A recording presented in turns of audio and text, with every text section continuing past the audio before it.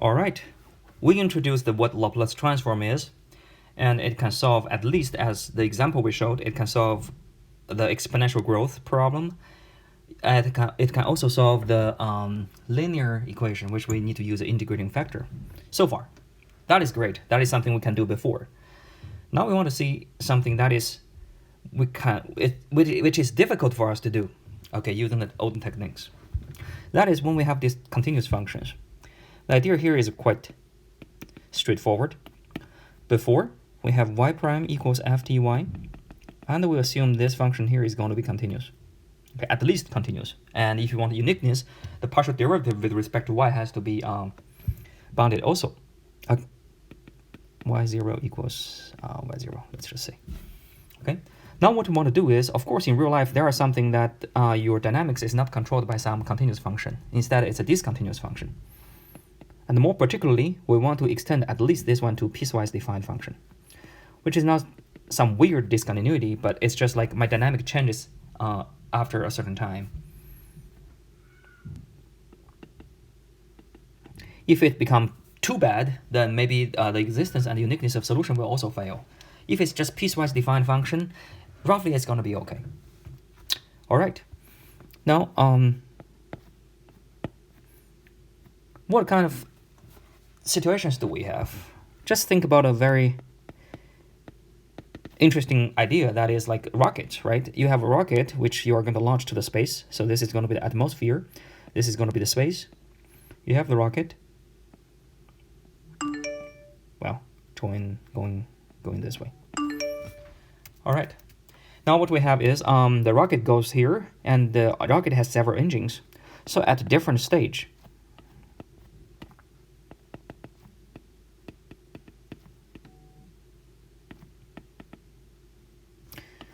the rocket will activate different engines.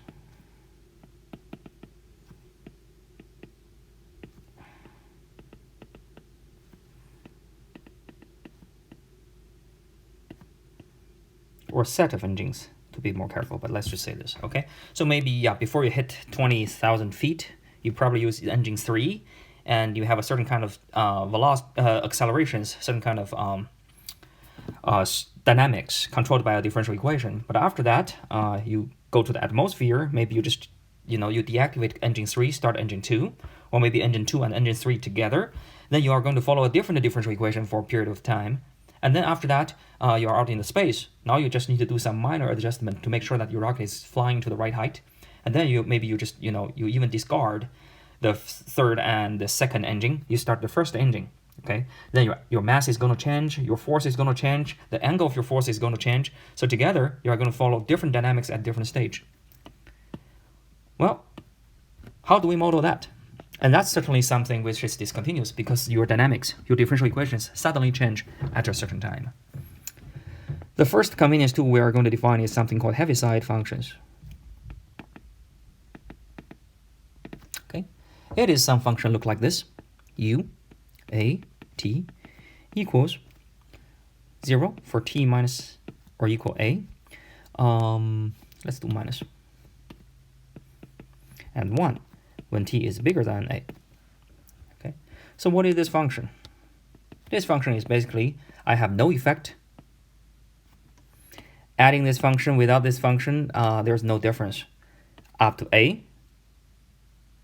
Okay, and suddenly at a, this one got a value of 1. Okay, kind of has a value of 3 or different values. Of course, you can just say 3a, 3ua. Then it's 0 all the time, and suddenly you activate everything to be 3.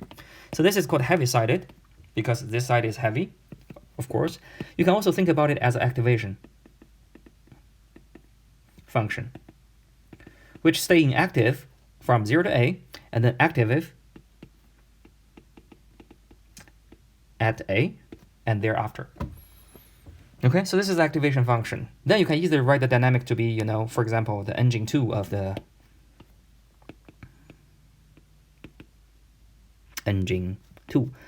rocket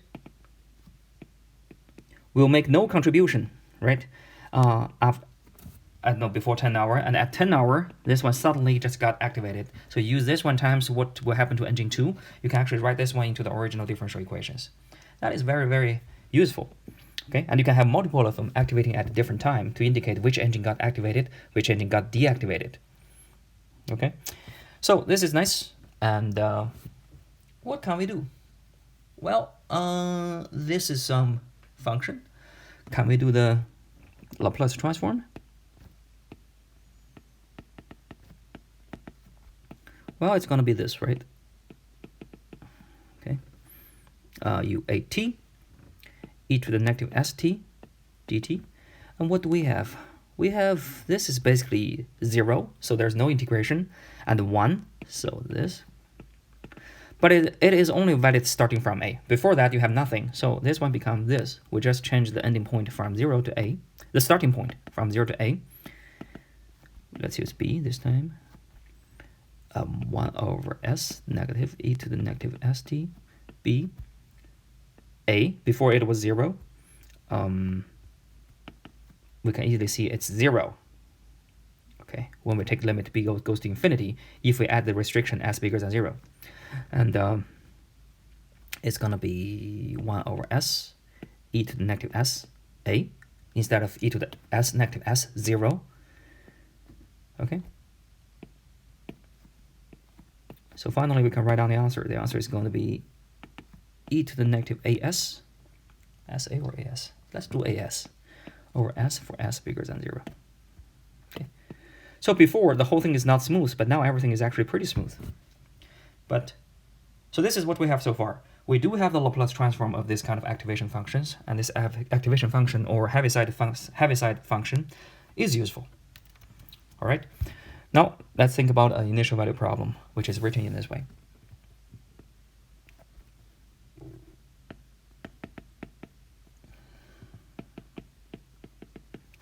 All right, and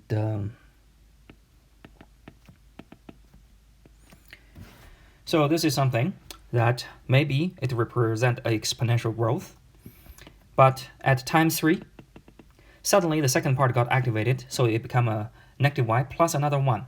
So it's almost like something is naturally growing with a certain rate, decaying with a certain rate of negative 1. And suddenly, starting from time 3, you start to add 1 for the changing rate. Okay? Now, how do we solve this? You can easily see, if we do not have Laplace transform, we have to solve it piecewisely. We first solve this.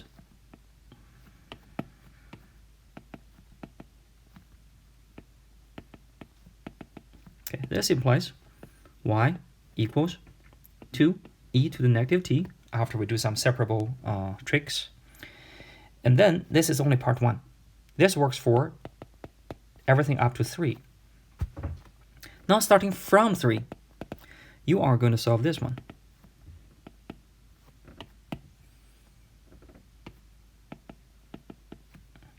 All right, and then you need an initial value, and that initial value should be y3, which comes from the first equation, 2e to the negative 3, and starting from here, you end up solving it again. Okay, you probably need to times a linear equation, integrating factors, and so on, such and such. So you can solve it piecewisely. Okay. If you want to do qualitative analysis, you can also do it. The first one is you have some phase line.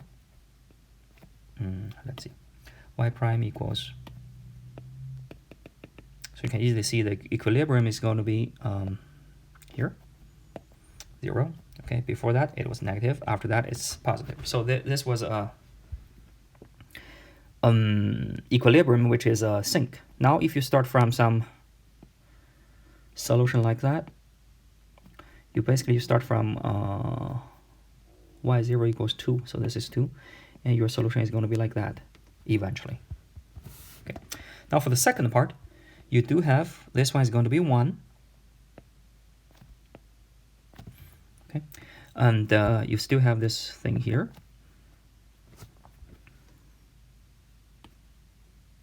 How do I do this? Bigger than 1, it's going to be negative. Yes, so it's going to be a attractor. So what we have is here, if we put the second one here. Okay, you first find 3. After 3, you are going to follow a different dynamic for the second part. So you are going to go here. Okay, so for the first part, you keep following this. For the second part, you actually go to here. So it's not that we cannot solve it. It's just, let's see, t less than 3.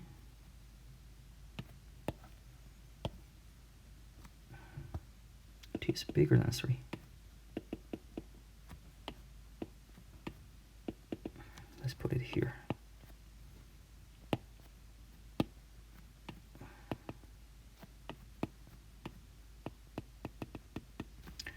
Okay, so it's not like we cannot solve it. The problem here is, number one, when things get more complicated, this is a pretty easy differential equation.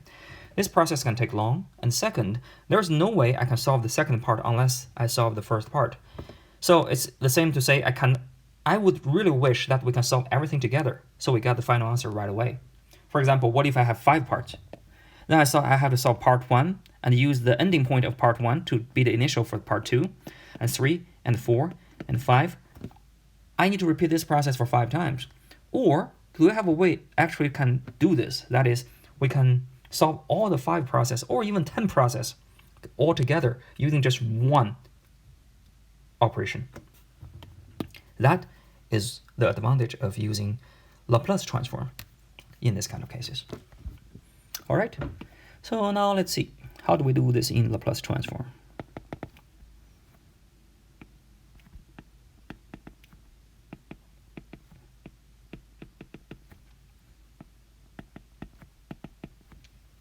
All right, now how do we do that? Well, we just apply Laplace transform on both sides.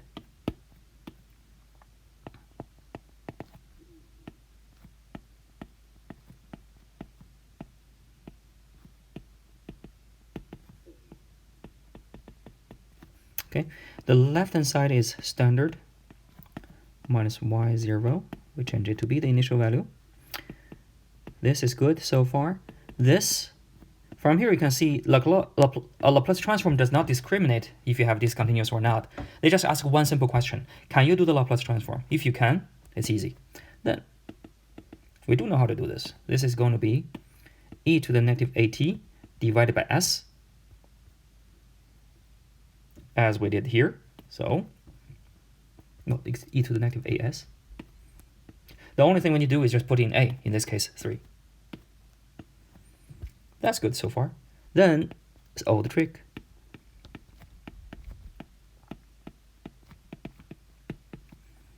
Let's switch the order. E to the divided by s plus 2.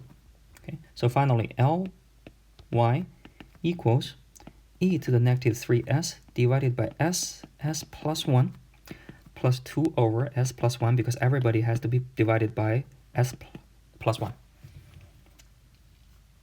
All right, so what do we have here? Well,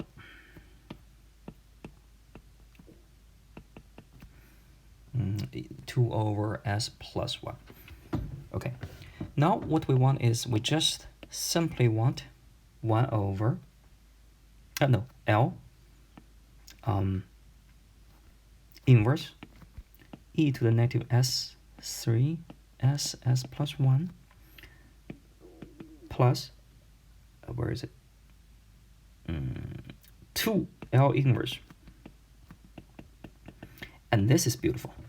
This part will go to e to the negative t, according to what we learned from last time.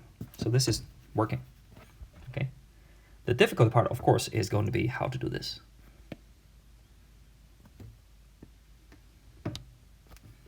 Okay. Now we need to use what we had before. Number one, we do not like the multiplications on the bottom, so at least something we can do is try to change this to be some a over s plus b over s plus 1. At least we can do that. Okay. Now, what can we do after that once we do the partial fraction? Either way, you cannot avoid the necessity to actually solve this and this, then multiplied with e to the negative 3s. Therefore, do you know this? I know this goes to a constant. This goes to e to the negative t. Now maybe what we want to think about is, what will this term change if a Laplace transform that we already know? That's what we're trying to say. Okay, so let's keep this part. Our key to think about is, what will this one do? Okay, because we do know the other two part, right? Let me write it down. Actually, I shouldn't have done that. We have this. We can do partial fractions, and we know all the inverse transformation of this. The problem here is, what if we have something that we know everything about the right-hand side, which is equivalent to this, so we know the original f, but now we multiply it with a e to the negative as. How does that thing change f? That's our question here. If we could handle that, we will be able to actually solve this. All right, now that's the second big property of shifting a function.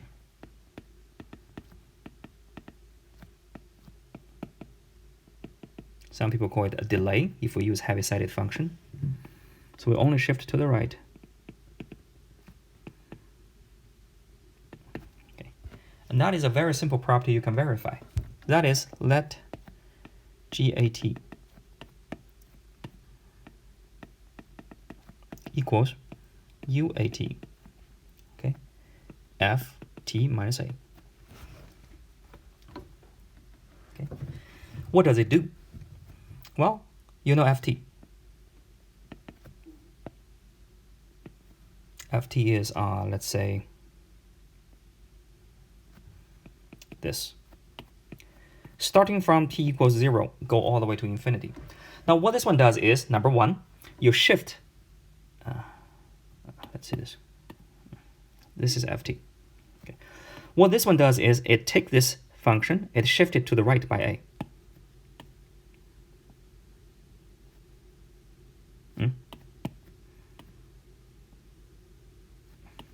Okay. Forget about my drawing, but I basically shift everything here to a. All right. Second, because of this UAT here, it's 0 before a. What you do really is, you are going to erase everything here, leaving only the part starting from here all the way to there. So it's the same as saying, okay, I will only take the part starting from 0 and only shift that part. If you have some function before 0, I erase it. Okay, so this is the shift of the original function. All right, that is good. And then what we can do is, let's do the Laplace transform of this g here. T equals, okay, pay close attention here, 0 to infinity, UAT, ft minus a, e to the negative st dt. Okay, now what we can do is, we can actually just name something called tau to be t minus a. Okay, therefore t equals tau plus a. Then the whole thing becomes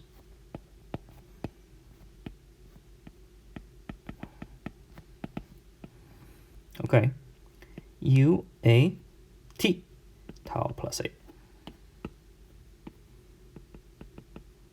Okay, f tau e to the negative s tau plus a d tau. Where does it start and where does it end? Well, your t goes from 0 to infinity, right? That means your tau went from negative a to infinity. All right. Okay, now think about what's going to happen to this. Well, what do you have? You have this one does not activate until 0, until a, right? So this one does not activate until tau equals 0. Therefore, this one can be changed to be this. This is gone. Let's split this two. s, tau s, e to the negative as. Okay. Now, think about what's going on here. Try to pay attention here. This one does not activate until a. Therefore, this whole thing will be 1 after tau equals 0.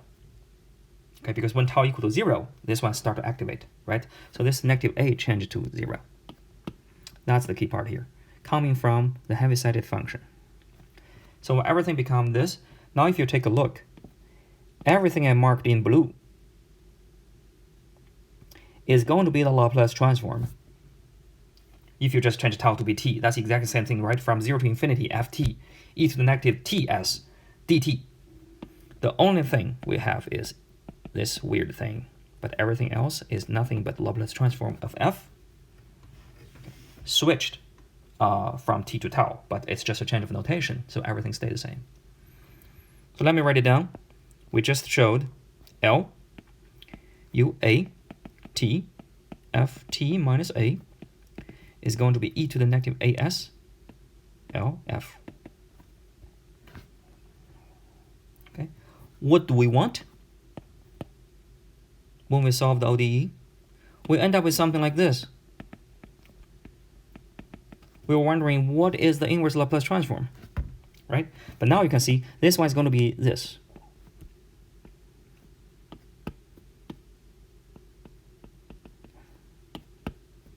And you do know this part. Okay, now you can see we can rewrite it as the right hand side, which is L e to the negative t, where my ft is equals e to the negative t. That's how I get 1 over s plus 1.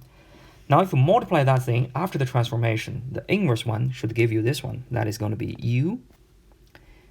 Actually, just do 3. Let's make sure. Copy what's in the bracket on the left hand side. That is going to be u 3t e negative t minus 3. If we want to apply what's in the red box, this is what we will apply.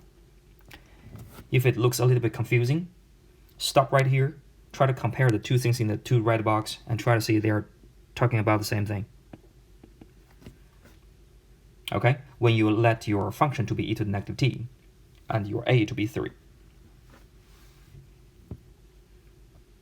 All right, if that makes sense, we just successfully found the inverse function of inverse Laplace transform of this, which is u3t e to the negative t minus 3. It's a shift of the 1 over s plus 1 case. Okay, I will go ahead and try to do the example, complete the example. Okay. It may take you a while to actually redo this example for several times until you start to get a hold of what's going on. Okay, but the key here is to understand this shift of your function, okay, which will actually result in multiplying with e to the negative as on your Laplace transform. Okay. So complete the example.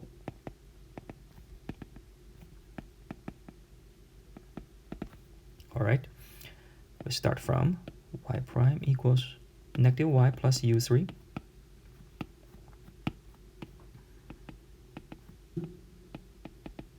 Okay, y0 equals 2.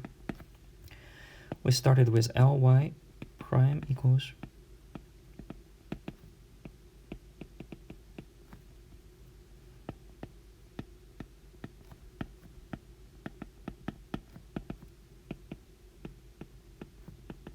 lu3t.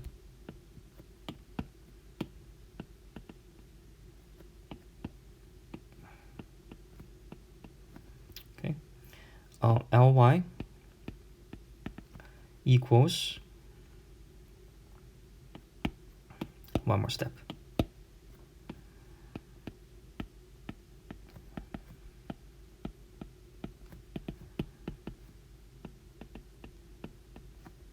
Okay, ly equals 2 over s plus 1, s plus 1 plus e to the negative 3s times 1 over s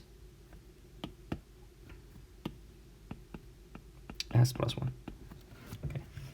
Now we know times something like that is going to do a delay. So if you do the inverse Laplace transform, it gives you a u3t. And this thing here should be ft minus 3, where f is going to be the inverse transform of this. All right, but let's talk about this and finish.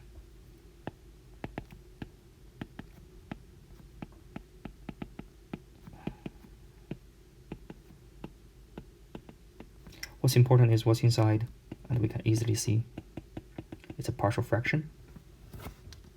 Okay, now 2e to the negative t for the first one.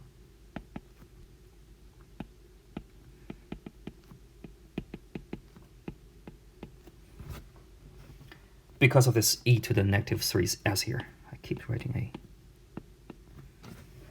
According to the property we just did, okay, now you just need to figure out f. F is going to be this, the inverse transform of this. So ft is going to be e to the negative, it's going to be, 1 minus e to the negative t. So together,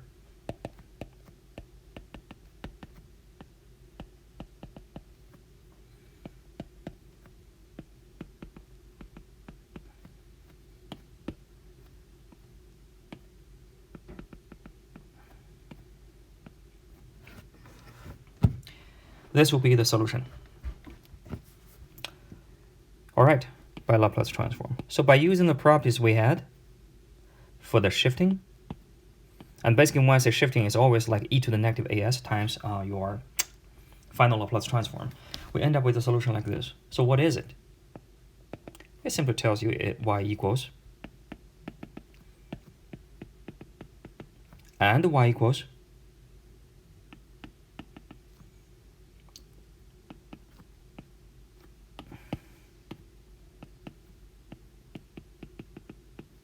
for t is bigger than or equal than 3. So we didn't solve the first part and then plug it into the second part and solve it. Instead, we end up actually with a piecewise defined solution. So you start from a piecewise defined ODE.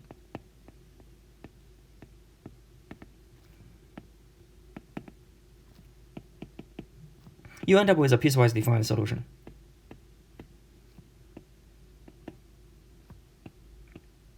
And through the whole process, what you were doing is you were just doing Laplace transform, linear property, solving an algebraic equation, and end up having Ly and do the inverse Laplace transform. Okay. From here you can see, even if you may have 10 different pieces, maybe you have a u3t, and then at time 5 you activate some other stuff, at time 7 you activate some other stuff, at time 10 you activate some stuff. Okay. If you do not have Laplace transform, you have to solve number 1 and plug it into number 2 and plug it into number 3, number 4, number 5, number 6. That's one way of doing it. Or you can simply just apply Laplace transform and they just give you one solution. Okay. The only difference is the solution is going to contain u3t, u5t, and u7t, and so on. Okay, so you can solve multiple pieces in once for all. That is the advantage of Laplace transform,